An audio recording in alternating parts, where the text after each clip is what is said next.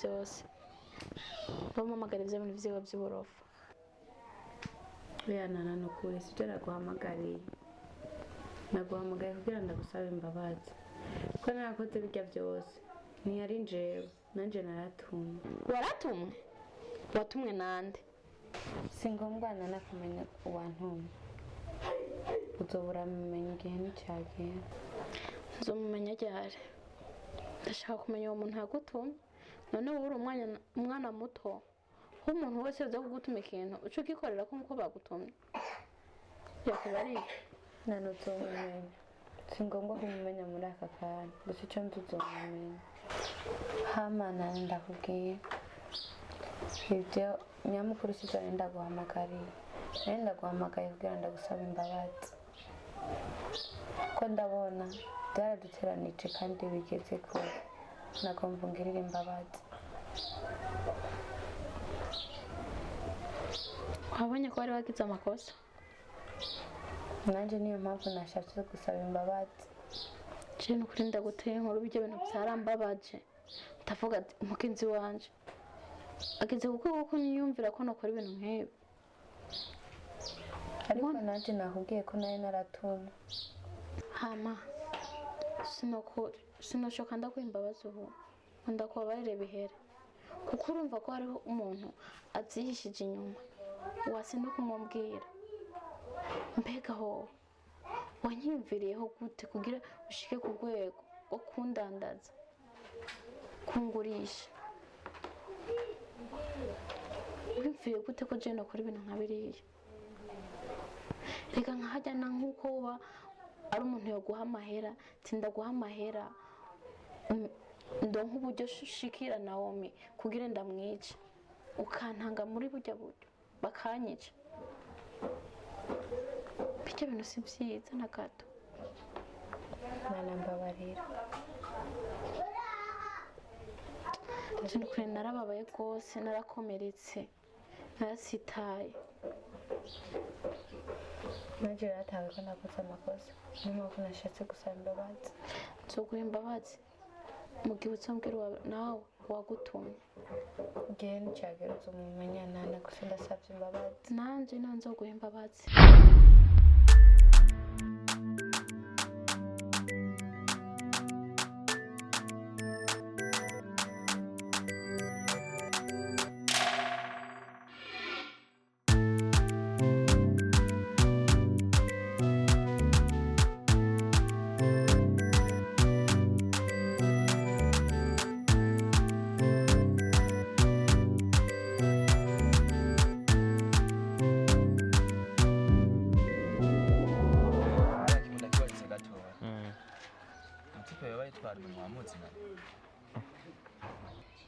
Arno?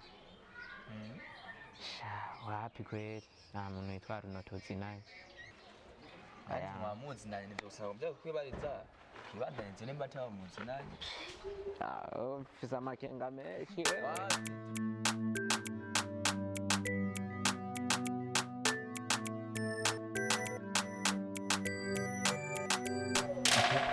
Mbabare fan ndakwicara senda ko abisimaze imisi niyumvira cyangwa ngeramo. Ikintu ngomba kukubaza si kindi ko nabonye none wewe uri umugore w'umugenzi wanje, nkambona ukaba uri n'umugenzi wa mukuru wanje, ari no wamupfana iki?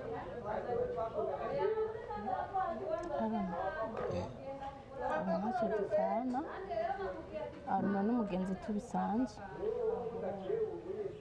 nta bugenzi burebure dufitanye cyangwa ibintu birebire, ni umugenzi tubisanzwe.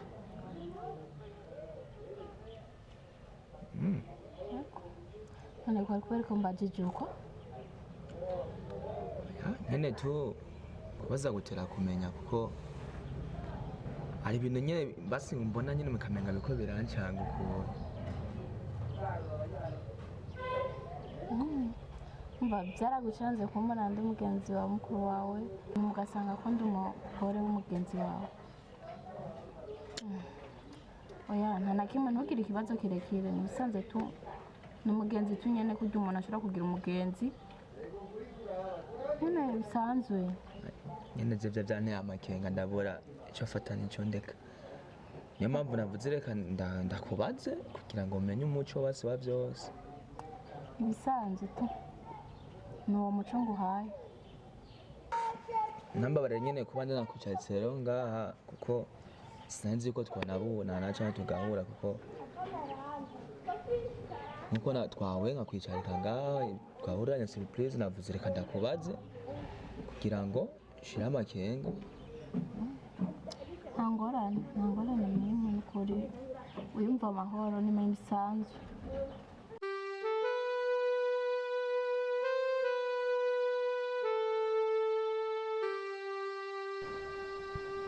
nishimye kuva ryari wambaye impuzu ishati itagira isenga nshanza ahubwo sinakubwiye ko iriko wiyumvira ahantu usanga washaje none rero washaje usanga natanguye gusaza sha biragoye ingorane nawe nuko utigeze unabinyibutsa nenda bikwibukije si jewe nakubinyibukije nawe watevye kubinyibutsa sobeka ntabyo gusobeka mutudukeya twose ni ngoba uriko uratuma twarera abakera none ibi ndiko ndagira sisi ari case mbi abandi barabambika ngoje ngo ndakwambika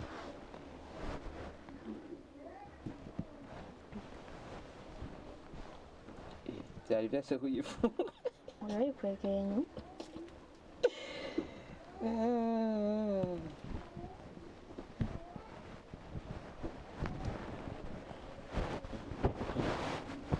tudukeya nk'utwayuda ko naduheruka kera usanga bakunda kumbwira ntugende ngo abantu bose batangire kunshisha mu ijisho ngo nkontorore umugabo wanje ngo wari ugize iminsi wirakaje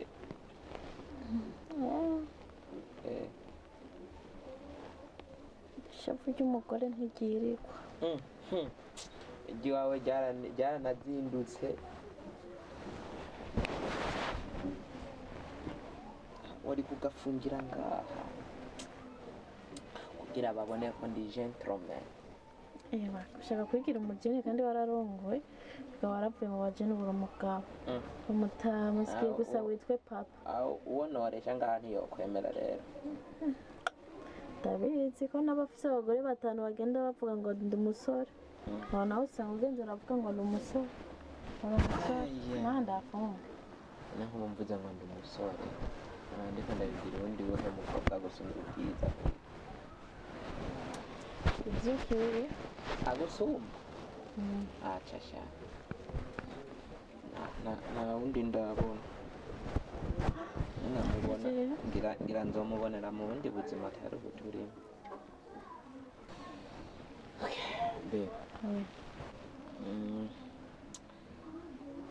icyo ndiko ndaraba ibintu maze iminsi binjya sana mu mutima nkabura ukuntu ndabikubwira kubera ndabye nyene uzinduka umeze ukuntu uguma wiyumvira buri kanya kenshi uba wigunze nshaka kumvugisha iki narabuze nyene ndabikubwira jewe ibihurimwo ndavyumva kandi ndabitahura sivyo nayo mpamvu mfashe aka kanya kugira tubiganireko dutore solution sivyo kubera yuko be urabizi ntidushobora kubana twikekana tudahuza turabana nk'aho umenga sinzi rero jewe ikintu nari mbona nashaka ndagusaba imbabazi umugore mwiza imbabazi ziki hari icyo wakoze be ntacyo nakoze nivyo gusa ibihitiye urabizi ni nayo mpamvu shimye ko duse kugusaba imbabazi kubera yuko be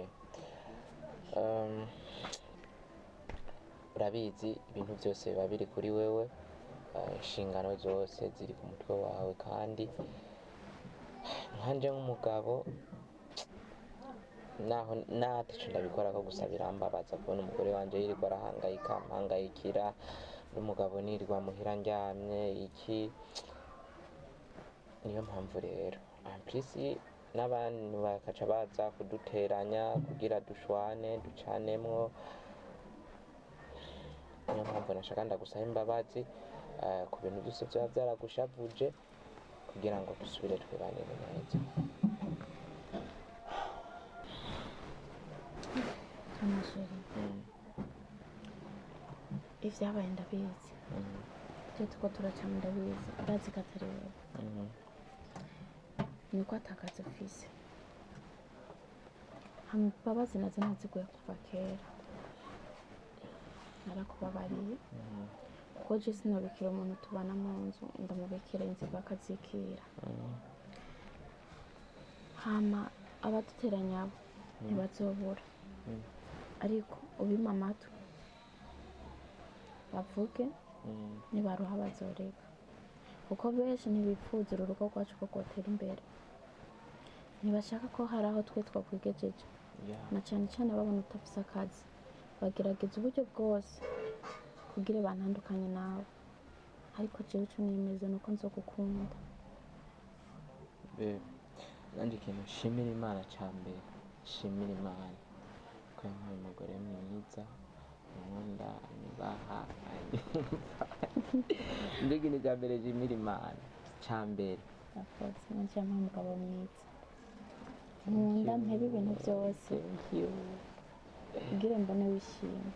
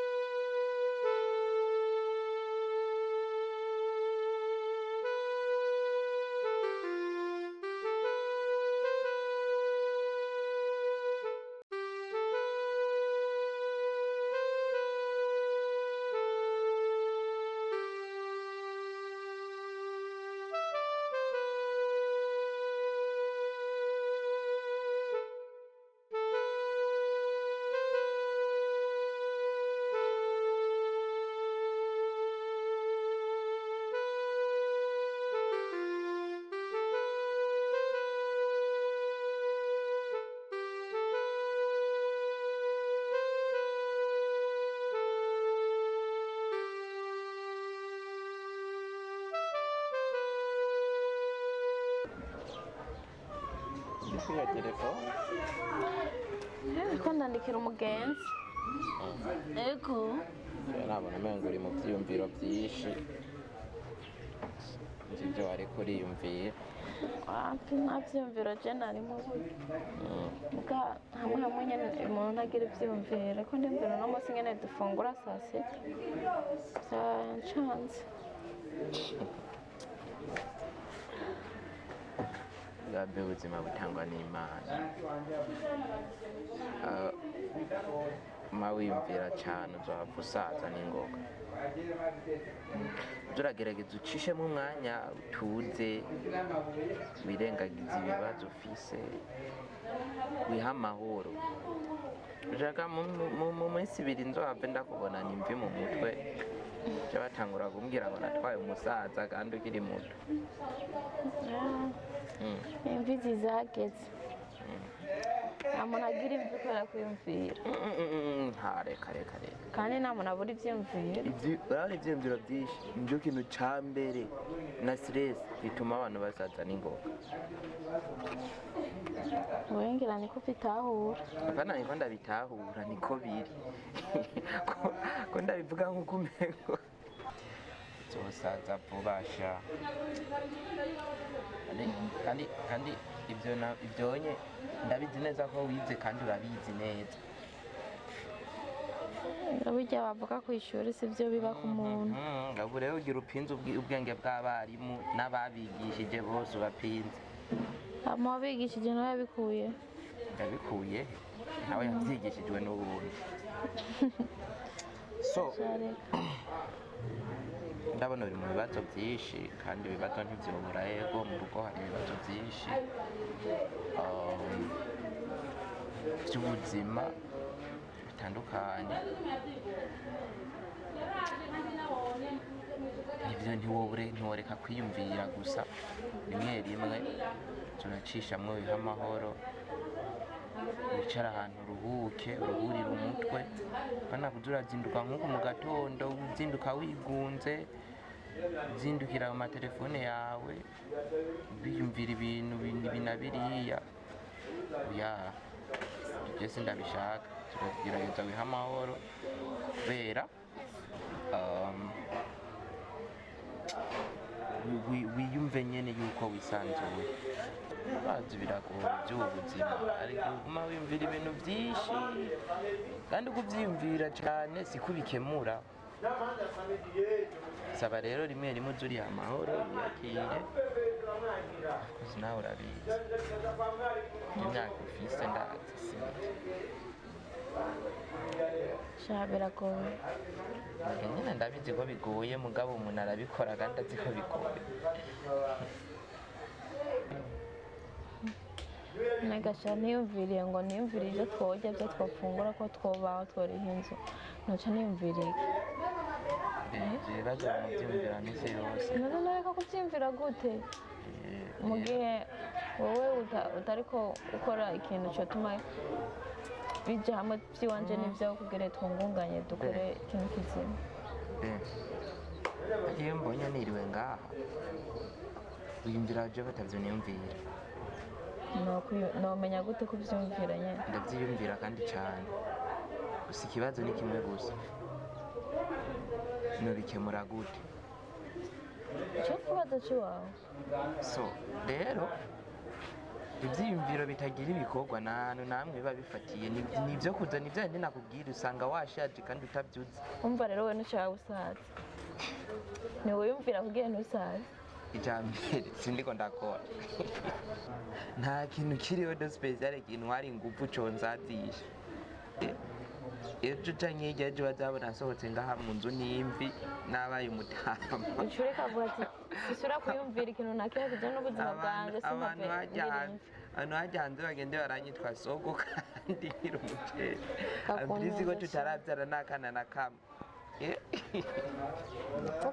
ndabibaza nk'icyo kintu nicyo gituma rero rimwe rimwe ndafite umwanya nkabyumvira ndafite n'umwanya wo kuruhuka mu mutwe nkavuga ati jewe ibi bintu ko mbona n'ubundi naho ndabyumvira ntari bubikemure kandi ndabishyire ku ruhande nihagera aho ndabikemura nzobikemura nta ngorane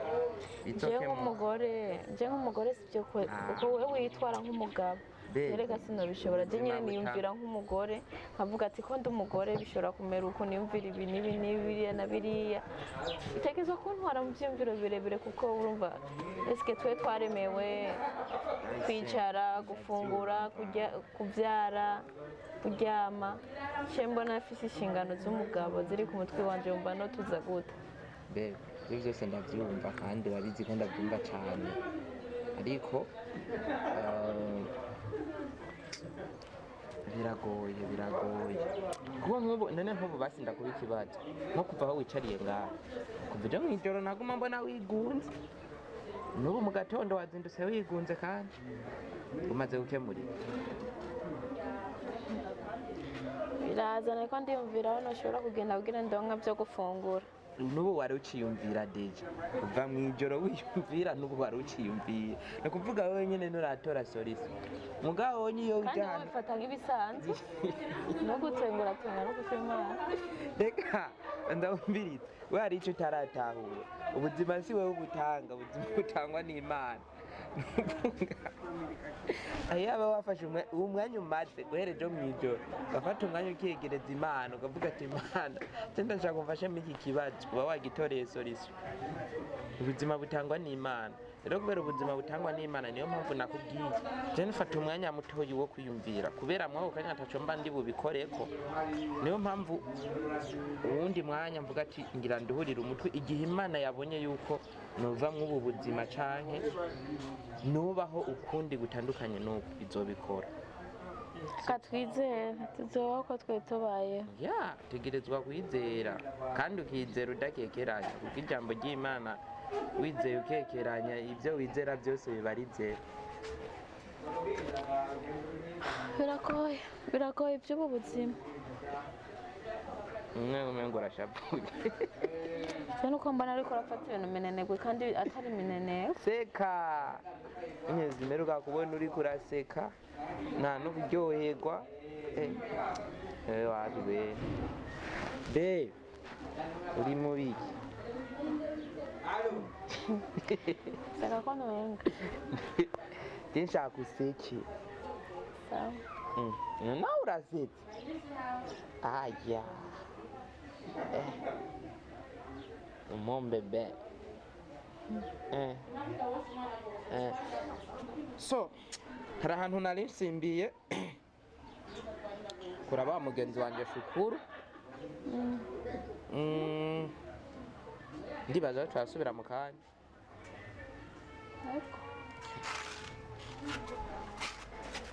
gusa ntusubire gusigara ushavuye nk'uko nari nibagiye duhera turi aho narose usigara nayo anye uraza kuraba icyo yakoze sheri uraza kuraba icyo yakoze garuka kwanza ndakubaza oya turaza kuvugana ngarutse ngo nkubaze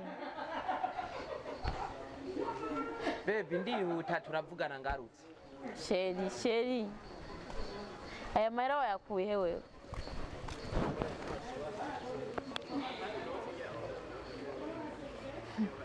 ni bishasha kweli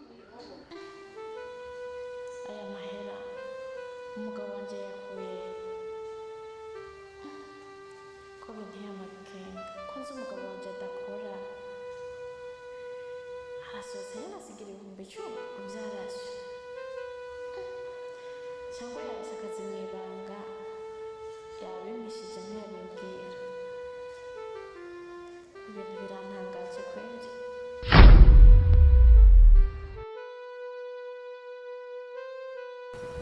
iryo kosa ntaryo nukora Aruna uba ntuzi ibyo uriko urakina nabyo hama ikindi nacyo mwana urabona ngaha sinokuzana kuko sindanamuvyarira nta mwana mfise kuriwe hama ikindi nacyo sinigeze ndamubwira ko mfise umwana nazigenda kurondera narakina hariya ku gatumba mama nturirwe wihogoza ngo uvuge ibintu byinshi ucyariyo nyengenga mama narambiwe kuba muri buryo buzima